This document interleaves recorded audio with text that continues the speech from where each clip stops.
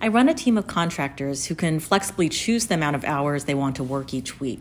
But I have two contractors who are working much less than maximum hours. They're paid per hour, so they'll earn less money when they work less. But I think this is their preference, given that that's what they've chosen to do. Recently, one of our clients has been unhappy with the speed of progress, and we need more working hours from the team.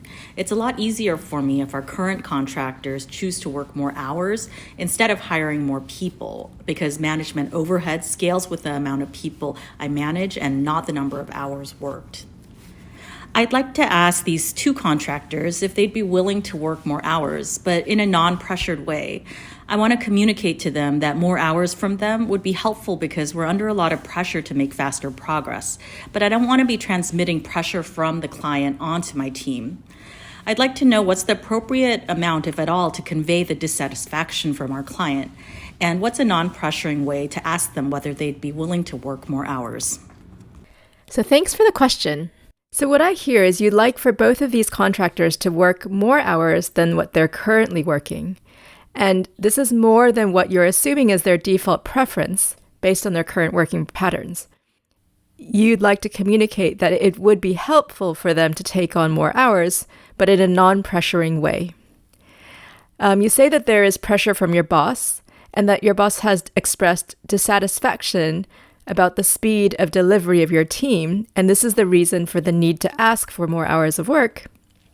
And while you'd like to convey some of this to your team members, and specifically these two contractors that you'll be asking for more hours from, you're not sure about the appropriate level of detail that you want to reveal about the pressure and dissatisfaction from your boss.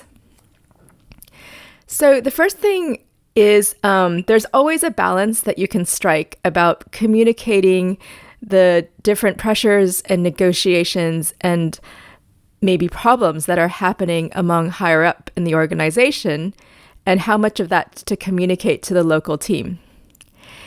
In this case, the boss is dissatisfied with progress and perhaps pressuring you to deliver faster. And while you might not want to convey this level of emotion or perhaps pressure to your team, you can convey some sense of this by translating the situation into a factual description of the requirements that are currently needed. It could be there's a future situation where you do find it appropriate to communicate more of the degree of urgency for certain requirements to be met, but at this point, it sounds like you want to convey some of it, but without conveying the level of pressure that you might feel. So one thing you can do is to take away the emotionally stressful language, but instead convey your boss's requests in a more matter-of-fact way to these team members. So what you don't want to say is something such as, "Oh, the boss is really on my back. For us to move faster, we really need everyone to step up their hours," which is what I get from your message, the type of pressuring tone that you don't want to be having.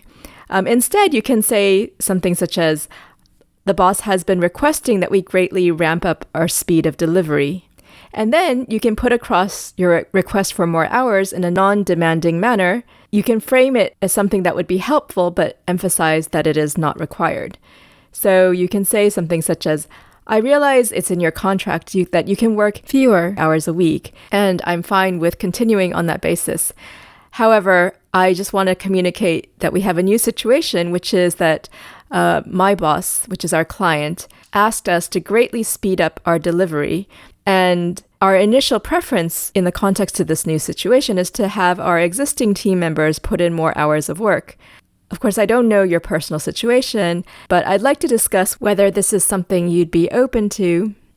This way, it's a joint discussion, and you've acknowledged that it is okay for them to continue with their minimum hours, but you've also communicated the current situation, which is the team needs more help. And if it was amenable for them, you would welcome them working more hours if they were up for it."